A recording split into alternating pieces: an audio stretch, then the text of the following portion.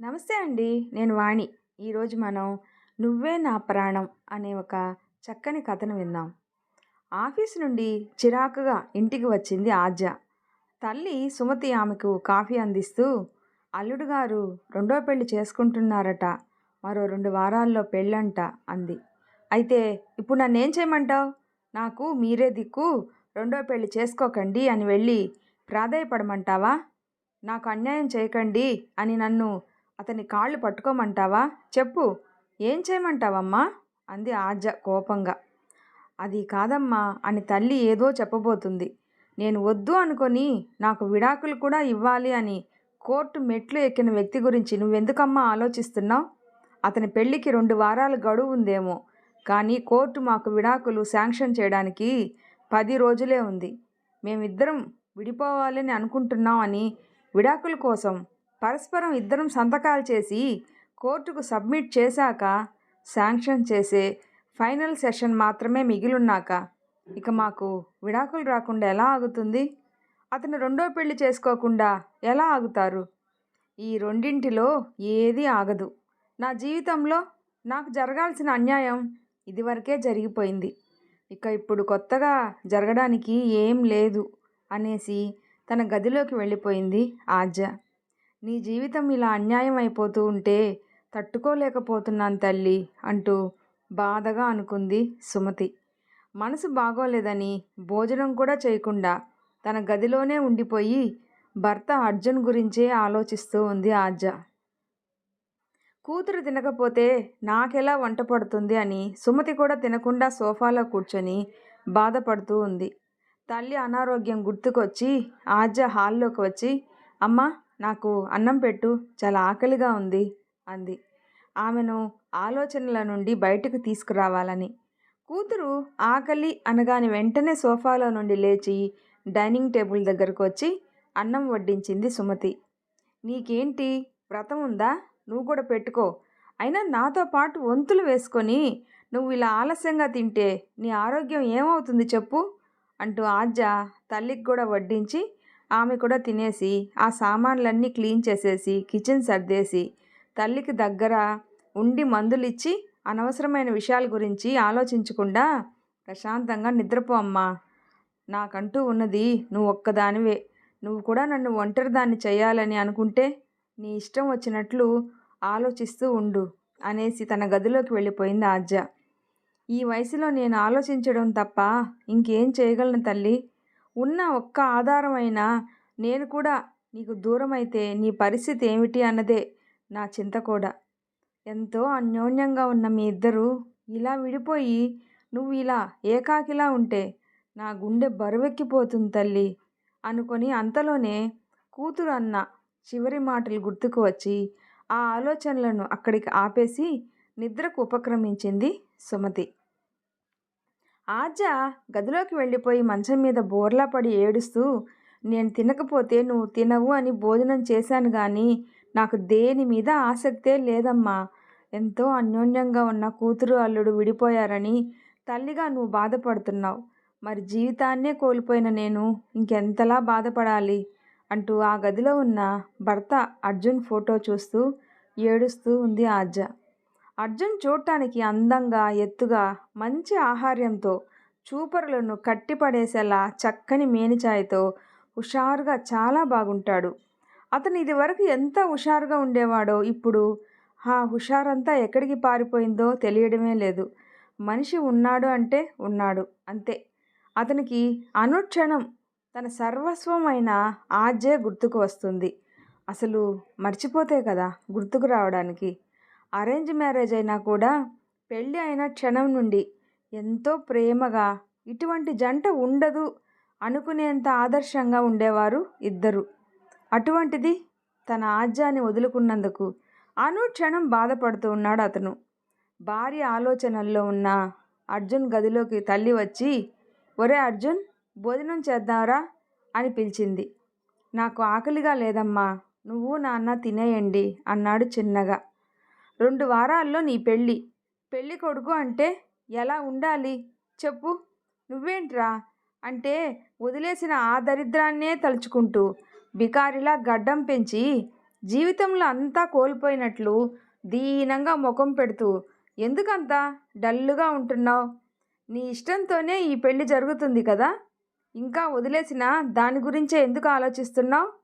ఇప్పుడు నువ్వు ఊహల్లో తేలిపోవాల్సింది నీ మొదటి పెళ్ళం ఆజ్యాతో కాదు, నీ జీవితంలోకి రాబోయే కొత్త పెళ్ళం లహరితో డ్యూయట్స్ పాడుకోవాలి. ఇంతకీ లహరికి ఫోన్లు చేస్తున్నావా లేదా? అదే ఆజ్యాతో పెళ్ళయ్యేటప్పుడు ఓ రాత్రి పగలు అనక తిన్నావా, పడుకున్నావా, ఏ రంగు డ్రెస్ వేసుకున్నావు అని ఓ సోది వేసేవాడివి కదా. ఆ సోదేదో ఇప్పుడు లహరికి ఫోన్ చేసి మాట్లాడు అని కసిరి, ముందు ఇంత తినేసి అప్పుడు ముచ్చట్లు పెట్టుకో. ఈ ఇంట్లో ఉన్నది ముగ్గురం, మీ నాన్న తినేశారు, నువ్వు తింటే కానీ నేను తినను అని నీకు తెలుసు కదా అంది తల్లి.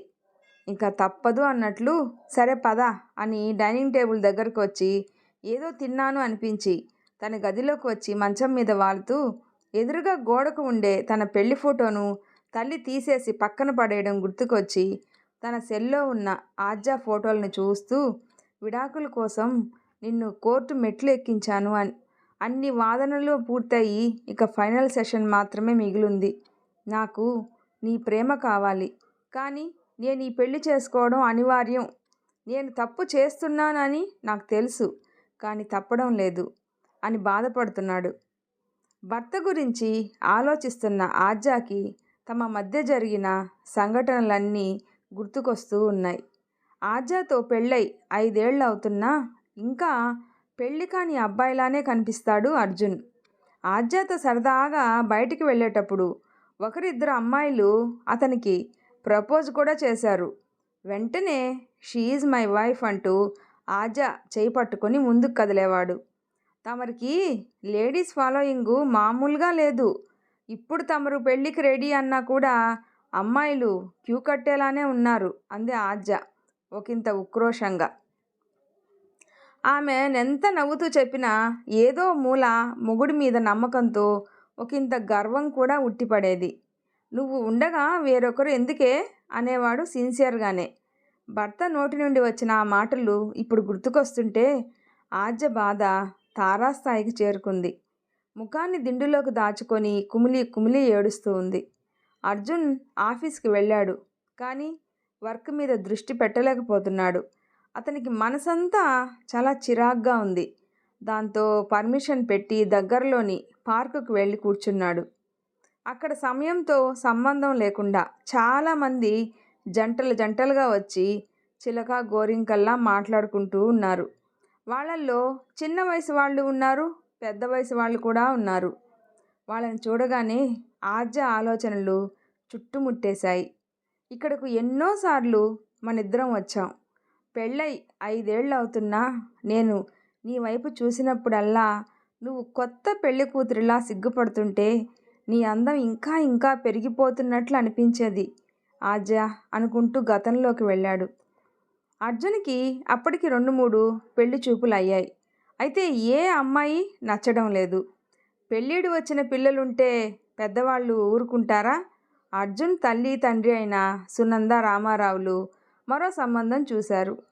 పెళ్లి చూపులకి వచ్చిన అర్జున్కి ఎదురుగా ఆజ్జాని తీసుకొచ్చి కూర్చోబెట్టారు ముత్తైదువులు. సిగ్గు వల్ల ఆమె తన తలని కొద్దిగా దించుకొని ఉన్నా కూడా ఆజ్జాని తీసుకొస్తున్నప్పుడే చూశాడు అర్జున్. అతని హైట్కి తగ్గ ఎత్తు, గ్రీన్ కలర్ పట్టుచీర, మ్యాచింగ్ ఆర్నమెంట్స్, విశాలమైన లలాటం, ముడుచుకున్న ఆల్చిప్పల్లా ఉన్న నయనాలు, సిగ్గు వల్ల ఎరుపెక్కిన చెక్కిళ్ళు, చిన్ని ముక్కు, పూరేకుల్లాంటి అదరాలు, అటూ ఇటూ భుజాల మీదకు పడుతున్న తలలో తురిమిన కనకాంబరాల పూలదండ, వెరసి సన్నగా నాజూగ్గా అందంగా ఉన్న ఆజ్జాని చూడగానే ఎందుకో బాగా నచ్చేసింది అర్జున్కి. నువ్వు కూడా అబ్బాయిని చూడమ్మా అని పెద్దలు చెప్పడంతో సిగ్గుపడుతూనే తన కళ్ళను అంచెలంచెలుగా పైకి ఎత్తుతూ ఆజ్జా కూడా అర్జున్ని చూసింది. అప్పటికే అతను కన్నార్పకుండా ఆమెనే చూస్తూ ఉండేసరికి ఆమెకు గుండె జల్లుమన్నట్టుగా అయ్యి వెంటనే మరింతగా సిగ్గుపడుతూ తలను దించేసుకుంది. శుభం, పిల్లాడికి ఇద్దరికీ నచ్చినట్టుగానే ఉన్నారు, ఇక మిగిలిన విషయాలు మాట్లాడుకుందాం అని మధ్యవర్తి అన్నాడు.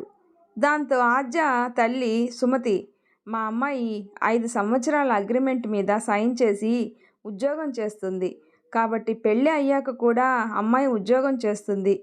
మీకు అభ్యంతరం అయితే ఆ తర్వాత మానేస్తుంది అని సంశయిస్తూనే చెప్పింది. దాంతో అర్జున్ అతని తల్లిదండ్రులు కూడా ఒకరినొకరు చూసుకొని వాళ్ళల్లో వాళ్ళు ఏదో మాట్లాడుకొని, దాందేముంది, పర్వాలేదులేండి, ఈ రోజుల్లో ఎంతోమంది అమ్మాయిలు పెళ్ళి అయ్యాక కూడా ఉద్యోగం చేస్తున్నారు. ఆ అగ్రిమెంట్ అయిపోయే నాటికి అప్పటి పరిస్థితులను బట్టి ఇక మీదట చెయ్యాలా వద్దా అనేది అప్పుడు చూద్దాంలేండి. ఇప్పుడైతే మాకు అభ్యంతరం ఏం లేదు అన్నాడు రామారావు. దాంతో మంచిది అని సుమతి, ఆమెతో పాటు ఆద్య కూడా సంతోషించారు.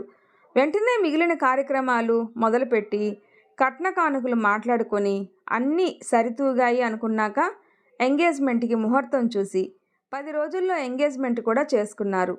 అప్పటి నుండి అర్జున్ రోజు ఆద్యకి ఫోన్ చేసి మాట్లాడుతూనే ఉండేవాడు.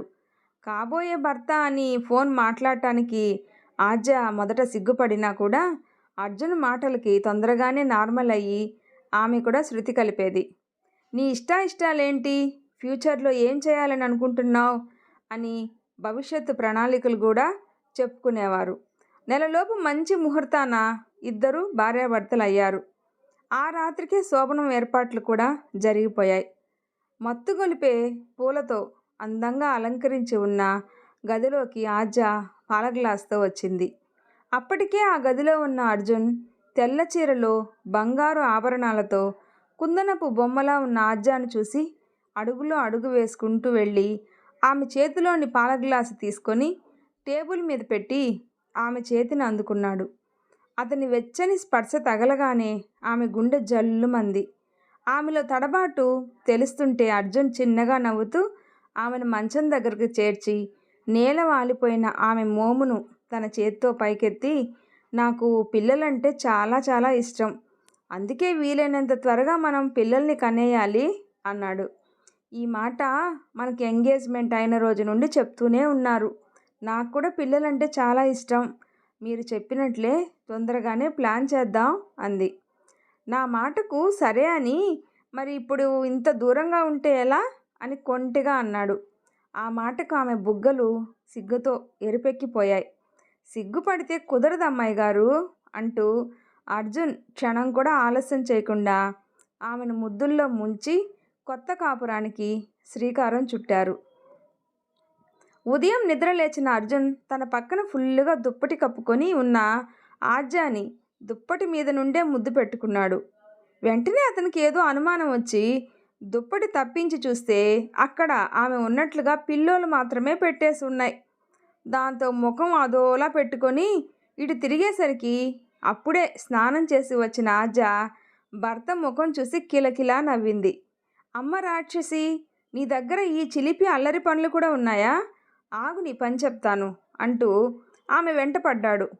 సారీ, ఇంకెప్పుడు అలా చేయను అని అతనికి దొరకకుండా ఆ గదిలోనే పరుగులు పెడుతూ ఉంది. అయితే వదులుతాడా? ఆమెను అందిపుచ్చుకొని ముద్దుల వర్షం కురిపిస్తున్నాడు. అబ్బా ఆగండి, సారీ చెప్పాను కదా, వదలండి, అత్తయ్య గారు పిలుస్తారు అంటూనే భర్త ప్రేమను ఆస్వాదిస్తూ ఉంది. ఉదయాన్నే నన్ను ఫూల్ని చేసావు, మరి పనిష్మెంట్ అనుభవించాలి కదా అంటూ ఆమెను హత్తుకున్నాడు.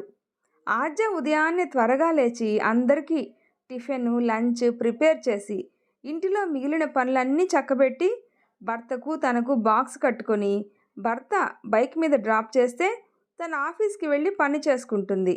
కోడలు అందంలోనే కాదు, పనితనంలో కూడా మిన్నగా ఉంది. సమయానికి తమ అవసరాలని చెప్పకుండానే చేసుకుపోతుంది అని సునంద దంపతులు ఆద్య తీరు పట్ల ఆనందం వ్యక్తం చేశారు. అలా ముద్దు మురిపాలతో ఇంటి బాధ్యతలతో ఆద్యకి 1 మాసం సమయం సాఫీగా సాగిపోయింది. రాత్రి నిద్రపోయే సమయానికి ఆద్య తన పనులను ముగించుకొని వచ్చి నేల మీద పక్కపరుచుకుంది. అదేంటి ఆద్య, కింద పడుకుంటున్నావు అని అడిగాడు అర్జున్. అంటులో ఉన్నానండి అంది. అర్జున్ తప్ప మరో సంతానం లేకపోవడం, ముఖ్యంగా అక్క చెల్లెలు లేకపోవడంతో అర్జున్కి ఆ పదం వెనుక భావం అర్థం కాలేదు. అంటే అని అయోమయంగా అడిగాడు. దాంతో తన చేతి 3 వేళ్లను చూపించింది. అది చూడగానే అతని ముఖం పాలిపోయింది. వివర్ణమైన భర్త మోమును చూస్తూ, నిన్నటిలా సరదాగా ఉండడం కుదరదు అని ఫీల్ అవుతున్నారా అంది మురిపంగా. కానీ అతను ఆలోచిస్తుంది ఈ రాత్రికి దూరమైన ఏకమయ్యే క్షణాల కోసం కాదు. అంటే ఇంకా కన్సీవ్ కాలేదు. సరేలే ఇంకా సమయం ఉంది కదా అనుకొని చురుకుగా తన ముఖ కవళికలను మారుస్తూ, పర్వాలేదు లే, టేక్ రెస్ట్ అని అతను అటు తిరిగి నిద్రపోయాడు. సడన్గా ఇతని ముఖం అంత గంభీరంగా ఎందుకు మారిపోయింది అనుకోగానే ఆమెకు మొదటి రాత్రి భర్త అన్న మాటలు గుర్తుకొచ్చి ఆమె వదనం కూడా వివర్ణం అవుతుండగా, ఇంకా ఇది మొదటి నెలే కదా, అయినా నా చేతిలో ఏముంది, అంతా దైవ నిర్ణయం అనుకొని ఆమె కూడా బాధపడుతూనే నిద్రపోయింది. పెళ్ళై 3 నెలలు దాటింది. మీ కోడలు ఇంకా విశేషం చెప్పలేదా అని ఇరుగు పొరుగు వాళ్ళు సునందని అడగడం మొదలుపెట్టారు. ఇంకా లేదమ్మా, మొన్ననేగా పెళ్ళయింది, తొందరలోనే విశేషం ఉంటుందిలే అని మాట దాటేసింది ఆమె. ఏమో ఇంత త్వరగా పిల్లల్ని కని వాళ్ళని మోస్తూ ఉండాలా అని ఇప్పటి వాళ్ళు అప్పుడే పిల్లలు వద్దు అనుకుంటున్నారు. కొంతమంది మొగుళ్ళకు తెలియకుండా మందులు గట్రా కూడా మింగుతారు కూడా. అసలే మీ కోడలు ఉద్యోగం చేస్తుందాయే, మరి అప్పుడే పిల్లా పీచు అంటే తన ఉద్యోగానికి అడ్డం కదా, అందుకే ఏమైనా జాగ్రత్తలు తీసుకుంటుందేమో చూడు వదినా అంది పక్కింటామె. ఆఫీసు నుండి వచ్చిన అర్జున్ చెవికి చేరాయి ఆ మాటలు. నా ఆజ్య అటువంటిది కాదు, తను నా మాటకు చాలా విలువిస్తుంది, తనకి కూడా పిల్లలు కావాలి అనే తొందర ఉంది అని అప్పటికి సర్ది చెప్పుకున్నాడు. అలాగే 2 సంవత్సరాలు దాటాయి. ఇంకా ఆజ్య కన్సీవ్ అవ్వలేదు. అదే అసంతృప్తి తప్ప భార్య అంటే అమితమైన ప్రేమ ఉంది అర్జున్కి. ఒకరోజు సునంద దంపతులు ఫంక్షన్కి వెళ్ళారు. ఆ రోజు ఆదివారం కావడంతో భర్తకు నచ్చిన వంట చేసే పనిలో హడావిడిగా ఉంది ఆజ్య. అప్పుడే సడన్గా అమ్మా అని అరిచింది ఆజ్య. తమ బెడ్రూమ్లో ఏదో పుస్తకం చదువుతున్న అర్జును భార్య అరుపు విని అటుగా వచ్చి చూసేసరికి ఆజ్య వేలు తెగి రక్తం దడదడా కారిపోతూ ఉంది. వెంటనే అర్జును, చూసుకోవాలి కదా ఆజ్య, చూడు ఎంత లోతుగా తెగిందో అని ఆమెను సుతారంగా తిడుతూనే ఆమె చేతిని కడిగి మందు వేసి, నువ్వు రెస్ట్ తీసుకో, ఈ పూట వంట నేను చేస్తాను అన్నాడు. మీకెందుకండి శ్రమ, నేను చేస్తాను అంది. రోజు నువ్వేగా చేస్తున్నావు, ఈ రోజుకి నన్ను చేయని అంటూ భార్యతో ఏదేదో మాట్లాడుతూ అతను వంట పని పూర్తి చేశాడు. ఇద్దరూ డైనింగ్ టేబుల్ దగ్గర తినడానికి కూర్చొని ఆజ్య వడ్డించబోతుంటే, నువ్వు కూర్చో నేను వడ్డిస్తాను అని అర్జున్ ఇద్దరికీ వడ్డించి అన్నం కలిపి ఆమె నోటికి అందించాడు. ఇప్పుడు వేలు నొప్పి లేదండి, నేను తింటాను అంది నార్మల్గా. నేను పెడితే తినకూడదా అని ప్రేమగా అడిగాడు. అంతే, అతని ప్రేమకు పొంగిపోతూ మొదటి ముద్దను నోట్లోకి తీసుకుంది. సరే మీకు నేను తినిపిస్తాను అని ఆమె కూడా అతనికి తినిపిస్తూ, నేను చాలా అదృష్టవంతురాలిని, నాకు ప్రేమించే భర్త దొరికాడు అంది. అవునా, ఎందుకు అలా అన్నావు అని ఆమె ఏం సమాధానం చెప్తుందో తెలుసుకోవాలి అని కావాలనే అడిగాడు. మీరు మనకి పెళ్ళైన మొదటి రోజు ఎలా ఉన్నారో ఇప్పుడు కూడా అలానే ఉన్నారు. నా మీద కోపం చూపించరు, తిట్టరు, కొట్టడం మాట అయితే అసలే లేదు. మీకెంతో ఇష్టమైన పిల్లల విషయంగా నా పట్ల అసంతృప్తి ఉన్నా పిసరంతైనా బయటపెట్టరు. ఇలా ఇంకా ఎన్నని చెప్పాలి, మీరు చాలా మంచి భర్త అంది మురిపంగా. పిల్లల విషయంగా అసంతృప్తి ఉన్నమాట నిజమే, కానీ దానికి నిన్ను కోప్పడితే లాభం ఏముంటుంది? త్వరలో మనకి పిల్లలు కలగాలి అని అనుకోవడం తప్ప ఏం చేయగలం చెప్పు అన్నాడు. అందుకే మీరు చాలా మంచివారు అన్నాను అంటూ అతన్ని హత్తుకుంది. అలానే మరొక ఏడాది గడిచింది. ఎప్పుడు అని అర్జున్ ఎదురు చూస్తూ ఉంటే ఆజ్య ఇంకా నెల తప్పలేదు అని అతనికి కోపం పెరిగిపోతున్నా ఏమీ చేయలేక నిమ్మకున్నాడు. ఆ నెల కూడా ఆమె అంటూ అయ్యేసరికి కోపాన్ని కంట్రోల్ చేసుకోలేక, నిజం చెప్పు ఆజ్య, అప్పుడే పిల్లలు వద్దు అనుకొని నువ్వేమైనా మందులు వాడుతున్నావా? నాకు చెప్తే వద్దు అంటాను అని నువ్వే నిర్ణయం తీసేసుకున్నావా? ఇలా చేస్తున్నావా అని అడిగేశాడు అర్జున్. భర్త మాటలకు మొదటిసారి బాధపడింది ఆజ్య. దాంతో అతనికి అడుగు దూరంలో నిల్చొని, మీకు పిల్లలంటే ఎంత ఇష్టమో తెలిసాక నేనెందుకండి అలా చేస్తాను? నేను ఏ మందులు వాడడం లేదంది. మరైతే పెళ్ళై 3 ఏళ్ళు అవుతున్నా ఇంకా పిల్లలు ఎందుకు కలగడం లేదు అని అసహనంగా అన్నాడు. మళ్ళీ అంతలోనే ఎంత తొందరగా వీలైతే అంత తొందరగా పిల్లల్ని కనేయాలి అని నేను అనకుండా ఉండాల్సింది. అందుకే మరీ ఎక్కువగా లేట్ అవుతుంది అని బాధపడ్డాడు. మనం ఒకసారి డాక్టర్ని కన్సల్ట్ చేద్దామండి అంది ఆద్య. డాక్టర్ దగ్గరికి వెళ్ళడం ఇష్టం లేక చూద్దాంలే అనేశాడు. డాక్టర్ దగ్గరికి వెళ్ళడానికి అర్జున్ సుముఖంగా లేడు అని ఆద్య కనిపించిన ప్రతి గుడికి, చెట్టుకి, పుట్టకి పిల్లల గురించి మొక్కుకునేది. ఒక ఆదివారం సునంద బారసాల ఫంక్షన్ నుండి ఇంటికి వచ్చి ఒక్కటే చిర్రుబుర్రులాడుతూ అయిందానికి కాందానికి ఆద్య మీద కోప్పడుతూ ఉంది. ఎందుకే అలా అరుస్తున్నావు అని చిరాకు పడ్డాడు రామారావు. చిరాకు కాక ఏం చేయమంటారు? నిన్న కాక మొన్న పెళ్ళయింది. అప్పుడే కొడుకు పుట్టి బారసాలు చేసుకున్నారు. పిలిచారు కదా అని ఫంక్షన్కి వెళ్తే మీరెప్పుడు ఫంక్షన్ చేస్తారు అని ఎగతాళిగా మాట్లాడుతున్నారు. పెళ్ళై 4 ఏళ్ళు అవుతున్నా ఇంకా పిల్లలు లేరా అని నలుగురు నానా రకాలుగా అనుకుంటున్నారు. ఈవిడ గారు ఆ ఉద్యోగం ఏదో మానేసే వరకు పిల్లల్ని కనకూడదు అని అనుకుంది అని వాళ్ళకి ఎలా చెప్పను అని అక్కసుగా అంది అత్తగారు. లేదత్తయ్యా, మీరు పొరపడుతున్నారు. నేను ఏ మందులు వాడటం లేదు అంది ఆద్య కన్నీళ్లతో. ఓహో, అవునా? అయితే లోపం నీలోనే ఉందన్నమాట. మందులు వాడకుండానే ఇంతవరకు నెల తప్పలేదు అంటే ఖచ్చితంగా నీలో ఏదో లోపం ఉందే అంది అత్తగారు. ఆమె మాటలకు ఆద్య బాధపడుతుంటే అర్జున్ కలగజేసుకొని, ఏంటమ్మా ఆ మాటలు? ఒకరికి తొందరగా కలుగుతారు, మరొకరికి ఇలాగే లేట్ అవుతుంది. ఇంతకాలం ఆగిన వాళ్ళం ఇంకా కొన్ని రోజులు ఆగలేమా అని అడిగాడు తల్లిని. అవును మరి, ఇలా అనకపోతే ఇంకెలా మాట్లాడతావు? పెళ్ళి అయిన క్షణం నుండి దాన్ని కొంగు పట్టుకుని తిరిగావు కదా, అందుకే ఇలానే మాట్లాడతావు. ఊర్లో ఏ ఫంక్షన్కి వెళ్ళలేకపోతూ ఉన్నాం, నలుగురిలో తలెత్తుకుని తిరగలేకపోతున్నాం. మీరేం చేస్తారో నాకు తెలీదు. 3 నెలల్లో ఇది నెల తప్పింది అని నాకు తెలియాలి, లేదంటే నీకు ఇంకో పెళ్లి చేసేస్తాను అంది సునంద.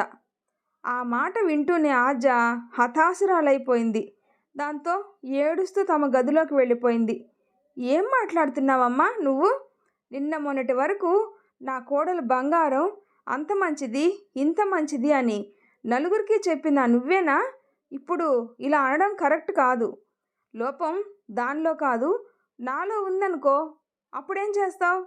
దానికి రెండో పెళ్లి చేస్తావా చెప్పు అని తల్లిని నిలదీశాడు అర్జున్. ఏం మాటలు రావి? లోపం నీలో ఎందుకుంటుంది? పెళ్ళైన మొదటి నెలే నువ్వు నా కడుపును పడ్డావు. మీ నాన్నమ్మకు కూడా పెళ్ళైన మొదటి నెలే మీ నాన్న కడుపును పడ్డారు అని ఆమె చెప్పేది. మన వంశం అంతా అంతే. నువ్వు మగాడివి, నీలో ఏ లోపం ఉండదు. అది ముందంతా మనకు చెప్పకుండా మందులు వాడి ఉంటుంది. అందుకే ఇప్పుడు కావాలి అనుకున్న పిల్లలు కలగడం లేదు. అందుకే లోపం దానిలోనే ఉంది అంది తల్లి. పెళ్ళైన మొదటి నెలే నేను నీ కడుపును పడితే ఆ తర్వాత నాకు తోడును ఎందుకు ఇవ్వలేకపోయావమ్మా అని అడిగాడు. దానికి సమాధానం లేక నిమ్మకుండిపోయింది సునంద. నేను పుట్టాక మళ్ళీ నీ కడుపు పండలేదు. దానికి చాలా కారణాలు ఉంటాయి. నానేదో నీదో ఎవరిదో ఒకరిది సామర్థ్యం లోపం కావచ్చు. అలాగే ఇప్పుడు ఆద్యకి పిల్లలు పుట్టడానికి టైం పడుతుంది, అంతే తేడా అనేసి తల్లి చేతులు పట్టుకొని, అమ్మా ఆద్య చాలా మంచిదమ్మా, ఆమె బాధపడేలా ఏం మాట్లాడకు అనేసి తమ గదిలోకి వెళ్ళి ఏడుస్తున్న ఆద్యాని ఓదార్చిపోయాడు. మనం డాక్టర్ దగ్గరికి వెళ్దామని నేను ఎన్నిసార్లు అన్నాను, మీరే వినలేదు. ఇప్పుడు చూడండి అత్తయ్య ఎలా మాట్లాడుతున్నారో అని వెక్కి వెక్కి ఏడుస్తూ ఉంది. అమ్మ పంపినవి, అత్తయ్య ఇచ్చేవి, ఇలా ఎన్నో రకాల పసరు మందులు కూడా మింగాను. అందరి దేవుళ్ళకి మొక్కుకున్నాను, అయినా కూడా నా కడుపు పండలేదు. అందుకే చివరి ప్రయత్నంగా డాక్టర్ దగ్గరికి వెళ్దాం అంది. ఎందుకు? డాక్టర్ని కలిసి అది తక్కువ ఉంది, ఇది తక్కువ ఉంది అని వాళ్ళు రాసిచ్చిన మందులు వాడి పిల్లల్ని కన్నాం అని చెప్పుకోవాలి అని అనుకుంటున్నావా? అది నాకు ఇష్టం లేదు. నా కష్టంతో నా రక్తం పంచుకు పుట్టిన బిడ్డ హెల్తీగా ఉండే బిడ్డ నాకు కావాలి. అలా మందులు వాడడం వల్ల కలిగే పిల్లలు అనారోగ్యాల బారిన పడతారు. అది నాకు అసలు ఇష్టం లేదు అన్నాడు. అలా అంటారేంటండి? మనకు జ్వరమో ఇంకేదైనా ప్రాబ్లమో వస్తే డాక్టర్ దగ్గరికి వెళ్ళి మందులు వాడటం లేదా? బేబీ అయినా అంతే హెల్తీగానే ఉంటుంది అని నచ్చ చెప్పబోయింది ఆద్య. నాకు ఇష్టం లేదు అని అన్నాను కదా అని కోపగించుకున్నాడు. మరి నేను ఇలాగే మాటలు పడుతూ ఉంటే అది ఇష్టమా అని అడిగింది.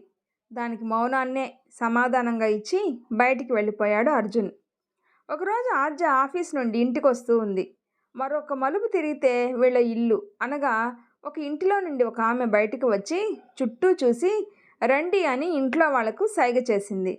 వెంటనే నిండా నెలలు నిండిన ఒక అమ్మాయిని తీసుకొని బయటికి వచ్చారు ముత్తైదువులు. ఆ నిండు గర్భిణిని కారులో కూర్చోమని చెప్పింది ఆమె అత్తగారు. ఆ అమ్మాయి కూర్చోబోతూ ఉంటే ఆగమ్మా ఆగు, ఒకసారి నువ్వు లోపలికి వెళ్ళు అని ఆ పిల్లను ఆపేసింది ఆ పిల్ల అత్తగారు. ఎందుకు అత్తయ్యా, ఇప్పటికే లేట్ అయింది, దుర్ముహూర్తం వచ్చేస్తుంది అందే ఆ అమ్మాయి. దుర్ముహూర్తం వస్తే మళ్ళీ మరో ముహూర్తం పెట్టించుకోవచ్చు, కానీ ఇలా అని అంటూ ఎదురొస్తున్న ఆద్యాన్ని చూపించి, ఇలాంటి గొడ్రాలు ఎదురొస్తే నా వంశాంకురం ఏమైపోతుంది? ఇలాంటి దాని కళ్ళు నీ ఇలాంటి వాళ్ళ మీద పడకూడదు, పడితే వాళ్ళకు కలగని అదృష్టం నీకు కలిగిందని దిష్టి పెడతారు, దాంతో కడుపులో పిండం కడుపులోనే సమాధి అయిపోతుంది అని తిట్టి కోడల్ని ఇంట్లోకి తీసుకుపోయింది ఆమె. ఆ మాటలు ఆద్యాకి సూదుల్లా తగిలాయి. నేను గొడ్రాలినా? నా కళ్ళు పడితే పాపాయికి ప్రమాదమా అని ఏడుస్తూ, భగవంతుడా నేనేం పాపం చేశానని నాకు ఈ శిక్ష వేశావు అని బాధపడుతూ ఇంటికి వచ్చి తమ గదిలోకి వెళ్ళిపోయింది. అలా రోజుకొక అవమానం ఎదురవుతుంటే ఆద్య రోజు రోజుకి కుంచుకుపోతుంది. భర్త తనని సముదాయిస్తున్నాడు తప్ప డాక్టర్ దగ్గరకు రావడమే లేదు అని లోపల బాధపడుతూనే ఉంది. ఒకరోజు ఒరే అర్జున్ అని పిలిచింది తల్లి సునంద. ఏంటమ్మా అంటూ తల్లి దగ్గరకు వచ్చాడు. ఇదిగో ఈ అమ్మాయిని చూడు అంటూ ఒక ఫోటో కొడుకు చేతిలో పెట్టింది ఆమె. ఎందుకమ్మా అని అడిగాడు. ఎందుకేమిటి, 3 నెలల్లో నీ భార్య నెల తప్పాలి అన్నాను, ఇప్పటికీ 9 నెలలైంది, మరొక 3 నెలలు పోతే మీకు పెళ్ళై 5 ఏళ్ళు కూడా పూర్తవుతుంది, కానీ ఇంతవరకు ఈ ఇంటిలో పసిపిల్లల ఉనికి లేదు అని అంటూనే అటుగా వచ్చిన ఆద్యాన్ని అత్తగారు చూపిస్తూ, ఇక తాను పిల్లల్ని కంటుంది అని నేను ఎదురు చూస్తూ ఉండలేను, దీనిలో లోపం ఉంది అని నేను చెప్తే నమ్మలేదు, ఇక నేను ఆగను, దీనికి విడాకులు ఇచ్చేయి, నీకు వేరే పెళ్లి చేస్తాను అంది తల్లి. అమ్మా అని అరిచాడు అర్జున్. నా మీద అరవడం కాదు, నాకు వారసుడిని ఇవ్వు, లేదంటే నేను చెప్పినట్లు విని రెండో పెళ్లి చేసుకో అని కరాఖండిగా చెప్పేసింది సునంద. అమ్మా నేను చెప్పేది విను అని ఏదో అంటున్నాడు. ఇక నేను వినను, వచ్చే శనివారం మనం పెళ్లి చూపులకి అమ్మాయి ఇంటికి వెళ్తున్నాం అంతే అంది దృఢ నిశ్చయంలా. అక్కడే ఉండి కంటికి కడివిడిగా ఏడుస్తున్న భార్యను చూసి, ఆజా ఫ్రెష్ అయ్యిరా, మనం బయటికి వెళ్తున్నాం అన్నాడు అర్జున్. అయినా భార్య కదలకపోయేసరికి చెప్తుంది నీకే అని రెట్టించాడు. ఆజా తమ గదిలోకి వెళ్ళగానే తిరగండి తిరగండి, ఆలు చూలు లేకుండా మీ సరదాలు మాత్రం తీర్చుకోండి అంది తల్లి నిష్ఠూరంగా. ఆజా రెడీ అయి వచ్చింది. అర్జున్ భార్య చేయి పట్టుకొని, మేము షికార్లకి వెళ్ళడం లేదు, డాక్టర్ని కన్సల్ట్ చేయడానికే వెళ్తున్నాం అనేసి ఆమెను తీసుకొని బయటికి కదిలాడు. భర్త ఆ మాట అనగానే ఇక నా కష్టాలన్నీ గట్టెక్కినట్లే అని ఎంతో సంబరపడిపోయింది ఆజా. హాస్పిటల్కి వెళ్ళి ఇద్దరూ టెస్టులు చేయించుకున్నారు. 2 రోజుల్లో రిపోర్ట్స్ వస్తాయి. అంతవరకు ప్రశాంతంగా ఉండు, ప్రాబ్లం ఏదైనా కలిసి పరిష్కరించుకుందాం, ఎలాంటి ట్రీట్మెంట్ అయినా తీసుకుందాం, మన ప్రేమకు ప్రతిరూపంగా ఒక బిడ్డ పుట్టినా చాలు అన్నాడు అర్జున్. అర్జున్ ఆఫీస్ నుండి వస్తూ దారిలో రిపోర్ట్స్ కలెక్ట్ చేసుకొని ఇంటికి వచ్చాడు. ఆ రోజు ఆద్యాకి ఆఫీసులో లేట్ అవ్వడం వల్ల ఇంటికి లేటుగా వచ్చింది. ఆమెకు ఎదురైన భర్తను చిరునవ్వుతో పలకరించింది. అతను డల్లుగా ఉండి ఆమె పలకరింపులకు సమాధానం ఇవ్వలేదు. ఎప్పుడూ చలాకీగా మాట్లాడతారు, ఈరోజు డల్లుగా ఉన్నారేంటి అని అనుకొని వంట వార్పు చేయాలి, ఆయనతో తర్వాత మాట్లాడతాను అని అనుకొని స్నానం చేసి వంట చేసి అందరికీ భోజనాలు వడ్డించింది. రాత్రి పడుకునేటప్పుడు కూడా భర్త ముభావంగా ఉండడం చూసి ఇంకా ఆగలేక, ఎందుకు అలా ఉన్నారు, మీరు అలా ఉంటే నాకేం బాలేదు అంది ఆద్య బెంగగా. అయినా కూడా అర్జున్ ఏం మాట్లాడలేదు. ఏంటండి అలా ఉన్నారు, విషయం ఏంటో చెప్పండి అని మళ్ళీ అడిగింది. మన టెస్ట్ రిపోర్ట్స్ వచ్చాయి అన్నాడు సింపుల్గా. అవునా, అందులో ఏముంది, నాలో ఏం లోపం లేదన్నారా, తొందరలో మనకు పిల్లలు పుడతారన్నారా, చెప్పండి ఏం చెప్పారు అని చాలా ఆతృతగా అడిగింది. కాదు, లోపం నాలో ఉంది అని, మనకెప్పటికీ పిల్లలు పుట్టరు అని ఉంది అన్నాడు. ఆ మాటలు వింటూనే అగ్నిపర్వతం పేలినట్లుగా భూమి దద్దరిల్లిపోయినట్లుగా అయిపోయింది ఆద్య. ఏం మాట్లాడుతున్నారు, మనకి పిల్లలు పుట్టరా అని ఏకదాటిగా వస్తున్న కన్నీటిని తుడవాలి అన్న స్పృహ కూడా లేనట్లు ఏడుస్తూ అంది. అవును ఆద్య, లోపం నాలో ఉంది, మనకు పిల్లలు పుట్టరు, అందుకే నాకు విడాకులు ఇచ్చేసి నువ్వు మరొకరిని రెండో పెళ్లి చేసుకో అన్నాడు సిన్సియర్గా. ఆ మాట వినగానే గుండె ఆగినట్లు అయింది ఆద్యకి. ఏం మాట్లాడుతున్నారండి, లోపం మీలో ఉన్నదని నేను మీకు విడాకులు ఇచ్చి రెండో పెళ్లి చేసుకోవాలా, నా కంఠంలో ప్రాణం ఉండగా అలా జరగదు. ప్రతి భార్యాభర్త కలలు కనేది పిల్లల కోసమే, అయితే వాళ్లే లోకం కాదు. మనకు పిల్లలే కావాలి అనుకుంటే చాలా పద్ధతులు ఉన్నాయి. ఎవరైనా అనాథల్ని అడాప్ట్ చేసుకుందాం, టెస్ట్ ట్యూబ్ బేబీ లేదా సరోగసి, ఇలా ఇంకేదైనా ఛాన్స్ ఉందేమో చూద్దాం. ఇవేవి కుదరదా, లేదా మీకు నచ్చలేదనుకుంటే మనకు అసలు పిల్లలే వద్దు, అంతేకాని మీ నుండి నన్ను దూరం చేయాలని మాత్రం అనుకోవద్దు అంది ఆగకుండా వస్తున్న కన్నీళ్లను తుడుచుకుంటూ.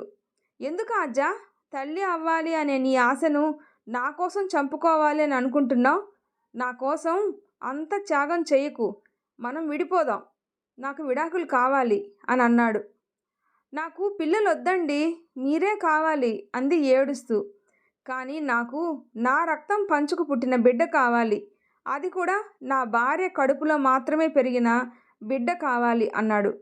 అతని మాటలు అర్థం అయ్యి కానట్లుగా ఆమె అయోమయంగా చూస్తూ, కానీ మీలో లోపం ఉందని మీరే అన్నారు కదా అంది అయోమయంగా. దాంతో అతను గట్టిగా నిట్టూర్చి, అవును లోపం ఉంది, అయితే లోపం నాకు కాదు, నీలో లోపం ఉంది, నీకు పిల్లలు పుట్టే యోగం లేదు, ట్రీట్మెంట్ తీసుకున్నా కూడా ఏం ప్రయోజనం ఉండదని రిపోర్ట్స్లో ఉంది అన్నాడు. ఆ మాట వింటూనే భూమి దద్దరిల్లిపోయినట్లుగా అయిపోయింది ఆద్య. ఏంటి, లోపం నాలో ఉందా అని షాక్ కొట్టినట్లుగా ఉండిపోయి, నాకు తల్లి అయ్యే భాగ్యమే లేదా అని వెక్కి వెక్కి ఏడుస్తున్న భార్యను చూసి కూడా, ఎన్ని సంవత్సరాలు ఎదురు చూసినా నీకు పిల్లలు పుట్టరు, అందుకని అని అక్కడ ఆగాడు అర్జున్. అందుకని అని ఆమె కూడా ఏడుస్తూనే అనుమానంగా చూసింది.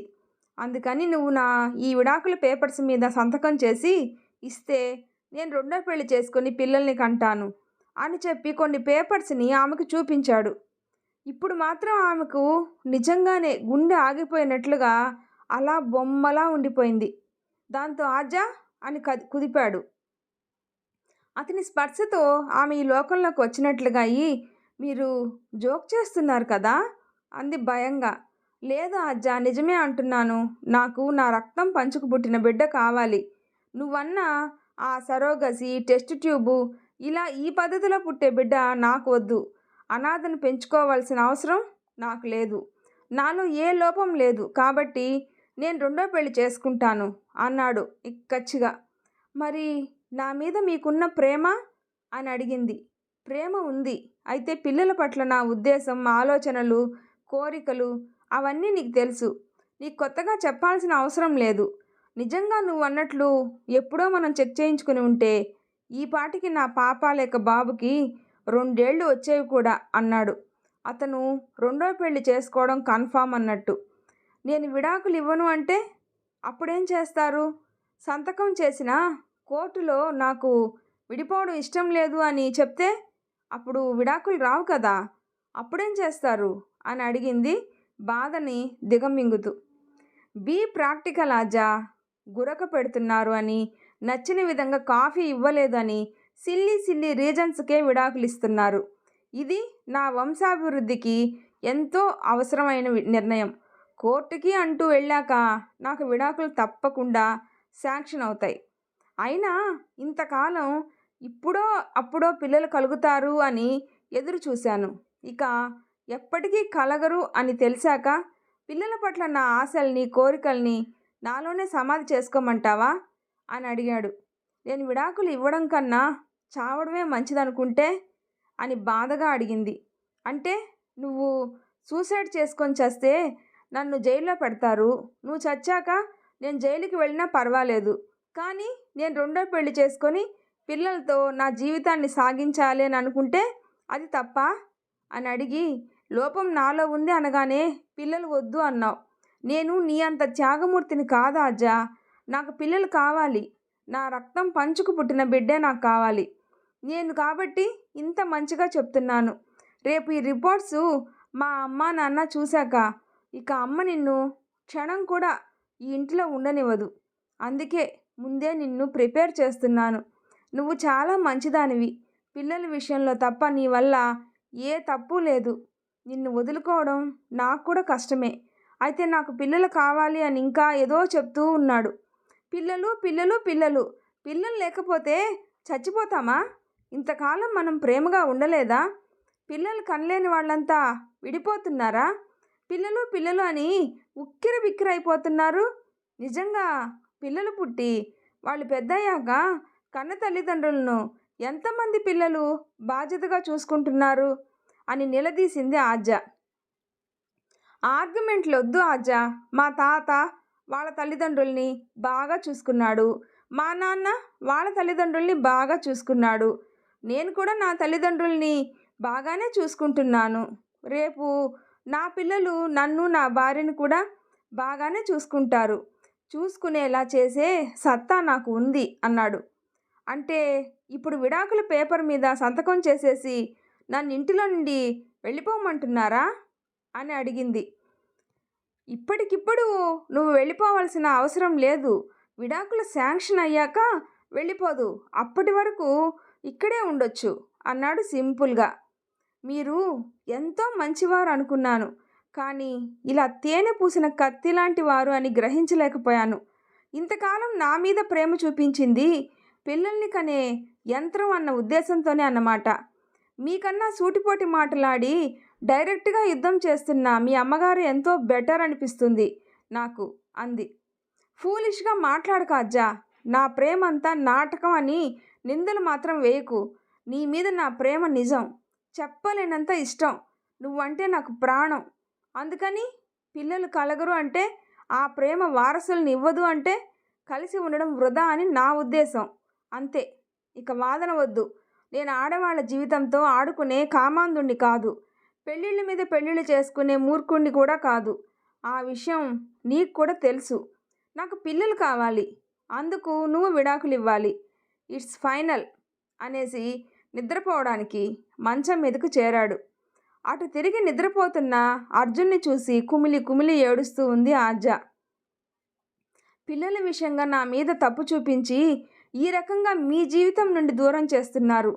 పిల్లలు కావాలి అనే ఉద్దేశంతో ఇంతలా ప్రేమించిన భార్యని వద్దనుకుంటున్నాడు. ఇతన్ని ఏ రకంగా అర్థం చేసుకోవాలి?